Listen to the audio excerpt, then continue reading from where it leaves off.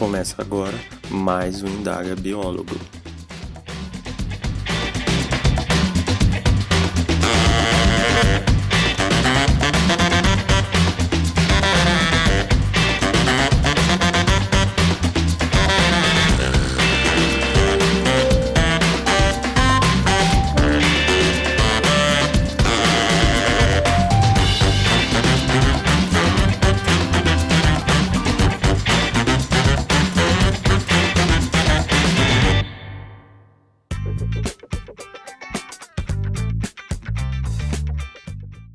Olá pessoal, eu sou o Gabriel Messias e essa é mais uma edição do Indaga Biólogo, um podcast para falarmos sobre a profissão do biólogo. O episódio de hoje será de perguntas e respostas. Peguei algumas perguntas que recebi nas redes sociais e no grupo do WhatsApp, além de algumas coisas que vi em grupos do Facebook, e vou responder aqui. Mas antes de começar nosso papo, eu vou deixar alguns recadinhos. O Indaga Biólogo tem um site onde tem os episódios do podcast, textos, vídeos e todas as referências bibliográficas utilizadas na produção de conteúdo. Além disso, também tem o boletim informativo semanal, onde divulgo informações do podcast, da profissão e vagas de emprego direto no seu e-mail. Quem quiser se inscrever, basta acessar o site do podcast, que lá tem um formulário para isso. Tem o grupo no WhatsApp também, onde rola uma conversa bem legal entre o pessoal e bastante troca de informação. Para entrar, basta me mandar uma mensagem para te enviar o link. E por fim, tem um novo canal de comunicação via Telegram, onde arquivo vagas e materiais para vocês. Para conferir, basta entrar no site do Indaga Biólogo, que lá tem o link para entrar. Dados os recados, então bora conversar?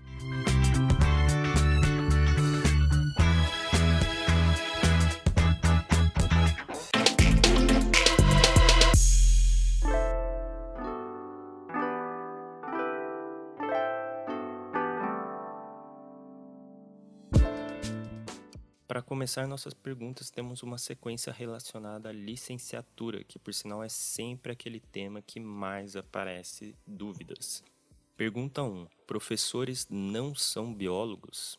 Legalmente falando, não são, mas podem ser. O que acontece é que, por lei, só é biólogo quem está registrado no sistema CFBio-CRBio. E, além disso, a educação, que aqui se entende como nível fundamental, médio e cursinho, não é considerada área de atuação dentro desse sistema. Diante desses dois fatos, quem é professor de biologia não tem a necessidade de se registrar no conselho.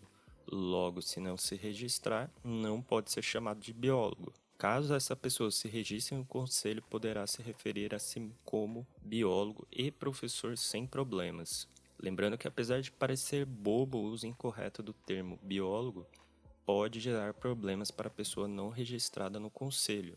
Para conferir mais o assunto, sugiro que ouça o terceiro episódio do podcast chamado Biólogo Só Quem Tem Registro no Conselho. Segunda pergunta. O profissional que faz licenciatura só pode lecionar, não pode trabalhar em empresas, laboratórios e indústria? Licenciado pode sim atuar como biólogo em empresa, laboratório e indústria. Vale lembrar que o Conselho aceita registrar graduados em ciências biológicas de diferentes modalidades, tanto bacharelado quanto licenciatura. O único cuidado é ficar atento à carga horária para poder emitir a RT. Para entender um pouco melhor a questão de carga horária, sugiro ouvir o primeiro episódio do podcast Licenciatura é Vantagem, ou conferir o vídeo chamado Bacharelado e Licenciatura, qual a diferença? No canal do YouTube do Indaga Biólogo. Terceira pergunta. Terminei o curso de licenciatura e gostaria de saber se existem portais que tenham cursos gratuitos ou baratos EAD, que ajudam na complementação de carga horária necessária para tirar CRBio. Sim, existem alguns bem legais, como por exemplo do Serviço Nacional de Aprendizagem Rural, Senar EAD. Nele existem cursos voltados para a questão rural, tanto sustentável como clássica. Alguns exemplos de cursos oferecidos são particularidades do sistema de integração lavoura-pecuária-floresta nos biomas brasileiros, mudanças climáticas e agricultura, agricultura de precisão na aplicação de defensivos agrícolas. O Ministério do Meio Ambiente também possui um sistema EAD com alguns cursos, porém atualmente o mesmo está fora do ar para manutenção. A Agência Nacional das Águas, ANA, também possui o seu portal EAD, onde são ofertados diferentes cursos, como por exemplo, Água e Floresta, Uso Sustentável da Caatinga, Comitê de Bacia Hidrográfica, o que é e o que faz, outorga do direito de uso de recursos hídricos. No site da Fundação Getúlio Vargas, a FGV Online, existem 2 cursos disponíveis: Sustentabilidade no Dia a Dia, Orientações para o Cidadão, e Sustentabilidade aplicada aos negócios, Orientações para gestores. Esses são alguns que eu lembrei agora para citar. Esporadicamente, existem a oferta de alguns cursos em instituições como USP, Fiocruz e tantas outras, tudo gratuito.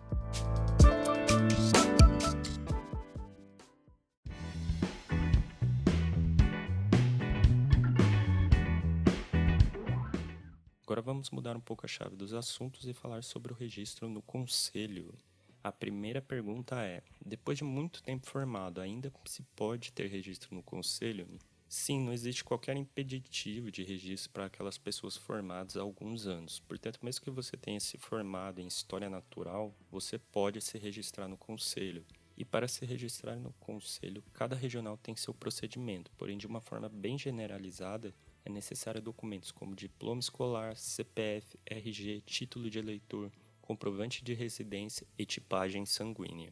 Só esclarecendo que História Natural era o antigo nome do curso de Ciências Biológicas. Segunda pergunta: somente pessoas formadas em biologia podem ser biólogos? Desculpa a pergunta, mas é uma dúvida que surgiu aqui entre amigos. Para responder isso, tem que lembrar que só é biólogo quem tem registro no conselho, segundo a legislação. Então não basta ser formado para poder se chamar de biólogo.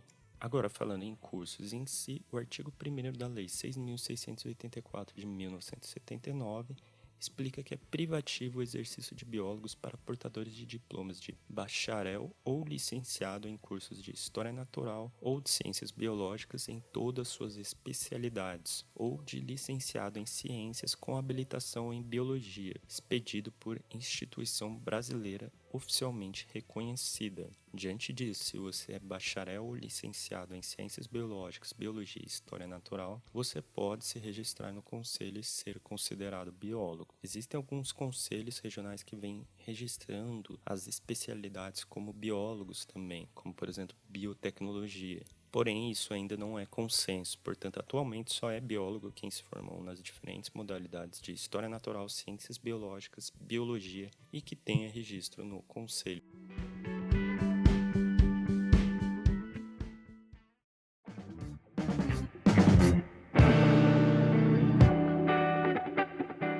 Para fechar nossa conversa, vou responder perguntas relacionadas ao mercado profissional.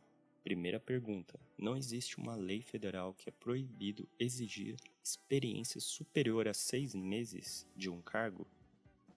Sim, existe. Segundo a Consolidação das Leis Trabalhistas, CLT, existe no artigo 442-A o seguinte esclarecimento: para fins de contratação, o empregador não exigirá do candidato a emprego comprovação de experiência prévia por tempo superior a 6 meses no mesmo tipo de atividade, incluído pela Lei número 11.644 de 2008. Portanto, é proibido e caso alguém veja uma empresa fazendo isso, pode denunciar. Essa empresa será investigada e pode acabar sendo penalizada com multa. Segunda pergunta, eu queria saber sobre dificuldades do biólogo para se inserir no mercado de trabalho em áreas dominadas por outras profissões. O que mudar na nossa grade curricular para formar um biólogo competitivo no mercado? O primeiro ponto para falar quanto a mudar é saber o que está errado. Se olharmos para as grades curriculares de ciências biológicas, vamos reparar que existe uma formação que propicia praticamente um looping de viver na academia.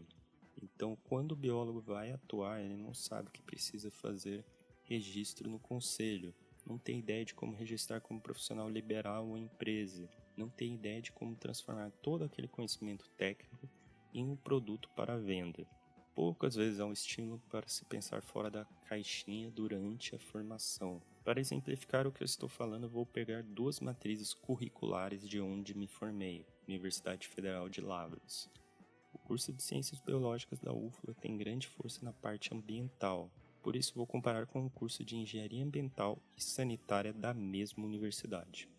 Olhando a matriz de Ciências Biológicas 2020-01 e a matriz de Engenharia Ambiental e Sanitária 2019-02, é possível analisar que disciplinas obrigatórias relacionadas ao mercado se restringem à legislação ambiental para ambos os cursos e economia ambiental para a engenharia. Além disso, existe no curso de engenharia uma disciplina chamada Introdução à Engenharia Ambiental e Sanitária, que apresenta a profissão e, dentre os assuntos, fala sobre o sistema CONFEA-CREA. Antigamente, nas ciências biológicas havia isso, foi tirado da matriz. Então, de cara, já vemos uma diferenciação que mostra uma pequena vantagem na formação básica, onde o engenheiro vai aprender o que a profissão dele faz e como funciona, enquanto o biólogo não, fato que pode restringir a visão de horizontes do profissional. Falando de disciplinas eletivas que são obrigatórias, mas você pode escolher qual irá fazer, existe na biologia um grupo chamado Formação Geral. Ela inclui 8 disciplinas no departamento de Administração e Economia, algumas como empreendedorismo, ética profissional, gestão socioambiental, estratégias de negócios sustentáveis, todas com viés de atuação no mercado. Agora, olhando a engenharia, existem 16 disciplinas desse tipo, algumas delas são marketing, contabilidade geral, planejamento empresarial, elaboração e avaliação de projetos empresariais, organização, mercado e empreendedorismo, legislação social e trabalhista. Bem, acho que exemplificando agora deu para entender um pouco do que precisamos. Oferecer aos alunos ferramentas que estejam realmente conectadas com o mercado de trabalho. Parar de formar somente pesquisadores, para formar também profissionais técnicos que consigam se inserir no mercado de trabalho. Provavelmente, quando essa chavinha virar na cabeça de quem coordena curso, de quem determina as diretrizes nacionais curriculares, o biólogo consiga ser mais competitivo. Última pergunta. Como e quando fazer um CTF, AIDA ou APP? Primeiro, o que é o CTF? Ele é o Cadastro Técnico Federal e surgiu em 1981 junto com a Política Nacional de Meio Ambiente, Lei número 6.939 de 1981, que foi instituída pelo Paulo Nogueira Neto, como eu falei no episódio anterior. Seu intuito é criar mais uma ferramenta de fiscalização de pessoas físicas e jurídicas que realizam atividades que possuem potencial poluidor e ou utilizador de recursos naturais, conhecidos como APP, além daquelas pessoas que se dedicam a atividades e instrumentos de defesa ambiental, conhecido como AIDA. Existe uma série de atividades que podem necessitar de CTF. Para saber em detalhe quais atividades se configuram no APP e no AIDA, o profissional pode acessar o site do IBAMA, que lá consta essa informação. Caso a atividade que ele vá fazer esteja na lista do CTF, é necessário fazer o cadastro. Em alguns casos, é necessário realizar um relatório anual de atividades, bem como fazer um pagamento de uma taxa chamada TCFA, Taxa de Controle e Fiscalização Ambiental. O cadastro é feito virtualmente pelo site do próprio IBAMA e lá é possível emitir um documento chamado Certidão de Regularidade, que é comumente exigido em alguns processos, como, por exemplo, licenciamento ambiental.